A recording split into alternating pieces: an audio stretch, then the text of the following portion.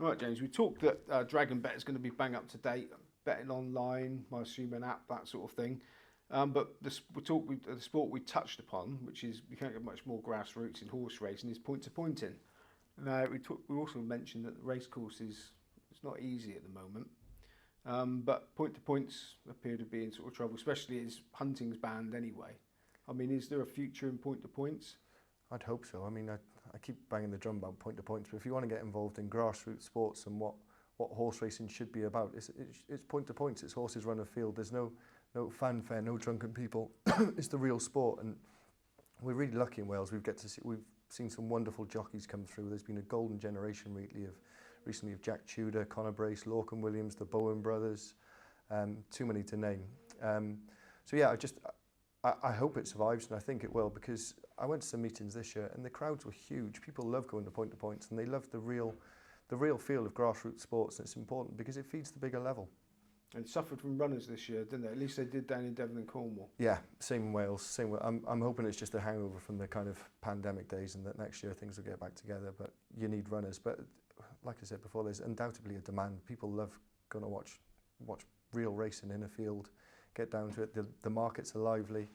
The odds change. It's a great place to be, and it's great to be involved. And anyone that's been to a Devon and Cornwall point to point will know that the bookmakers run for cover when there's this Welsh horse come down from somewhere they've never heard of. It's always priced up defensively. Yeah, we're pretty warm in Wales, hopefully, and I've been on the wrong end of a few of those Welsh horses being gambled. You think the other is the bookmaking? It was obviously if there's no runners, the business of bookmaking suffers. Has that dwindled a bit as well over the years? The interest in betting up point to points, because you said a lot of people go. Which they do. I went to a point where there were free walkovers, free matches, and the free horse race, and the people still loved it because they all just went for a day. Yeah, that's a problem. Obviously, you need runners and you need the sport to be there. But yeah, I suppose as a bookmaker, when the fields are smaller, that's when you've got to be even more on your game, because you haven't got that theoretical percentage you were talking about to protect yourself. So that's when you really need to know the horses and have conviction in your prices and be strong. Try and lay a decent bet. Okay, now you mentioned you keep banging the drum about point to points, and you want to promote it.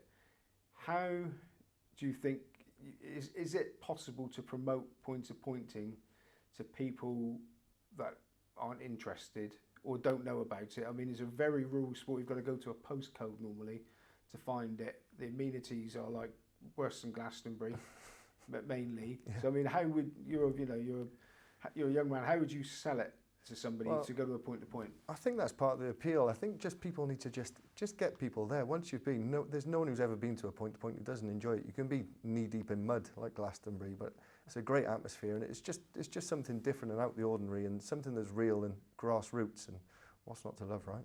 Okay, now the Devon and Cornwall point to points and some others were live streamed this year for people to watch on the internet. It started off during lockdown, very popular. Last year, it's got a mixed reaction. Some hunts didn't want it, others did. So do you think, what's your opinion on it? I suppose it's difficult. It does take away from that kind of real feeling, but my general feeling is the more exposure it has, it can only help the sport. Okay, so we'll talk about Dragon Bet now.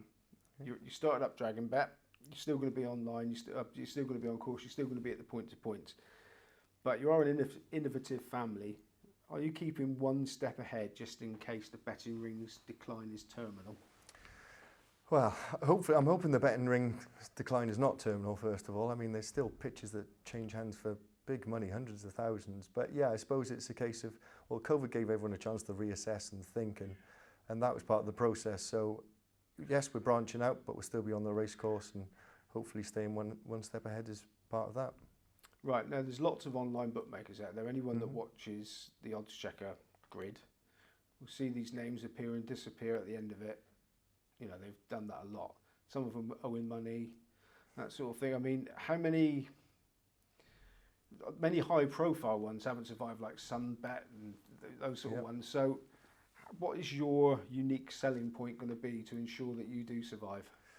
Well, we're going to try and hyper-localise. We're going to try and really concentrate on Wales and be specific to Wales. We feel that Wales is underserviced and sometimes ignored in the sporting world. So if we can kind of ingratiate ourselves and kind of put little hooks into Welsh sport and grassroots sports and be a personal bookmaker that people approach on the race course with a big focus on customer service. You know, I'm hoping we're going to be small enough that I can answer the phone or you can speak to me on the race course if there is a problem and deal with customer service. People are bored of these big corporations where it doesn't matter if you win a few quid off them. If you have a bet on Dragon Bet and you win a few quid, it's going to hurt my pocket and I'm going to feel that, and hopefully we can have some kind of interaction along the way. Okay, now I'll quote you on this when you sent me the stuff. You'll be an independent, non-corporate family business that gives back to Welsh sport and its champions. Its success is going to and its successes.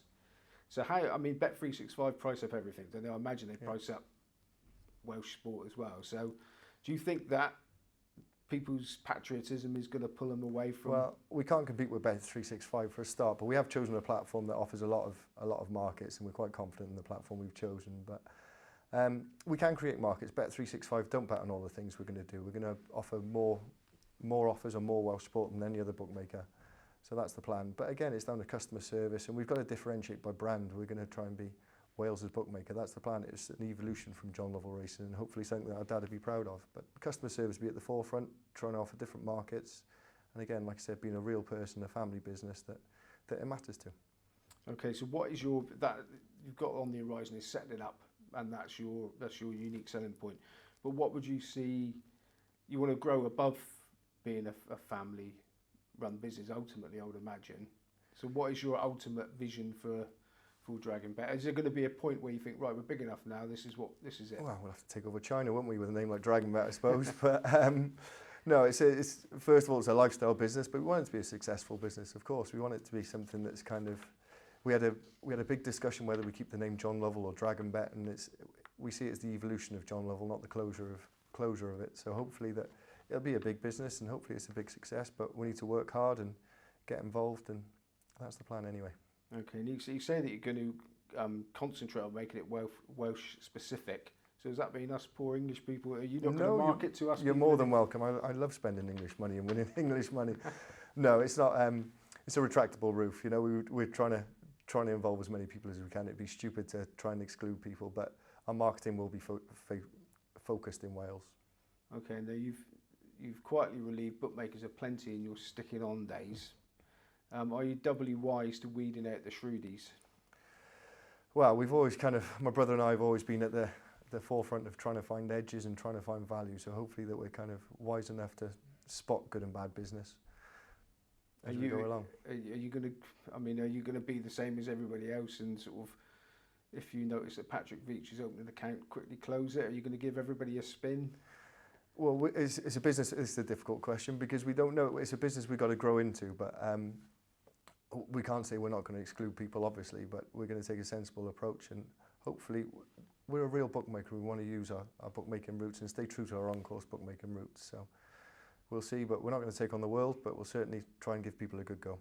Okay, you mentioned that it's a continuation from your dad's name. Was it a hard decision to drop John Lovell? Yeah, it was a really hard decision. I mean, there's a lot of sentiment behind John Lovell, but like I said earlier, I think it's the evolution, not the closure of John Lovell Racing, and hopefully it's something that he'd be proud of. Being the bookmaker of Wales is something that we want to do, and hopefully he's looking down and he'd be proud of us. So will you be increasing your on-course portfolio? Yeah, in time. I think we've got to get the website up and running first, but we want to concentrate on lots of Welsh racecourse pitches. We've got quite a lot of sponsorship deals coming along. We're actually going to sponsor the Welsh Champion Hurdle this year, which is really exciting. So it'll be the Dragon Bet Welsh Champion Hurdle. We're sponsoring a few jockeys and bits and bobs as well. So yeah, we'll still be on the racecourse, and that's all part of it. I want to be someone you can come up to on the racecourse and be approachable. And are you going to be sort of offer odds that are available on course? That'd be unique. Yeah, offer odds on course, yes. No, I mean odds that you offering on course to people off course.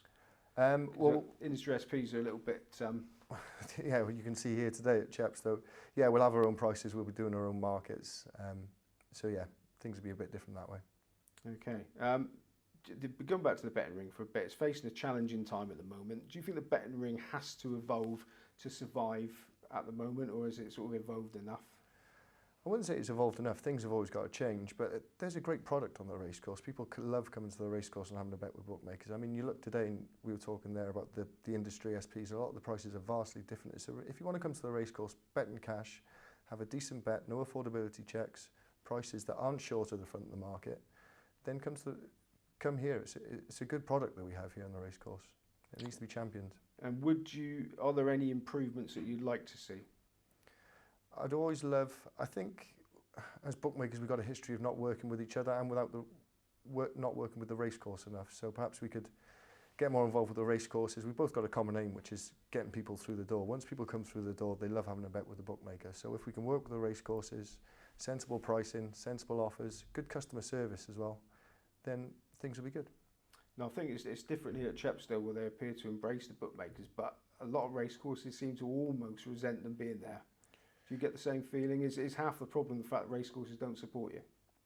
It can be a problem, definitely. Certainly in past instances, but Phil Bell, who runs Chepstow, he is really forward-thinking and he's great for the bookmakers. I'm always worried about the whirlpools. I think we're kind of, as with Ascot Bet shows, the racecourses are getting more involved with the whirlpools and perhaps the bookmakers be pushed to the side, but it's up for us to fight our corner. British racing's lucky to have racecourse bookmakers. There's some great characters, as you know, in the racecourse rings. And like I say, people should be shouting about the racecourse bookmakers because they add to your day.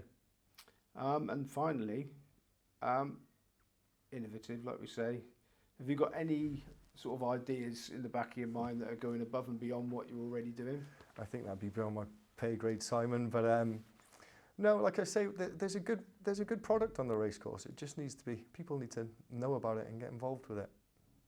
So come racing. Come racing. And open an account with Dragon Bet. Definitely. Even if you live in England.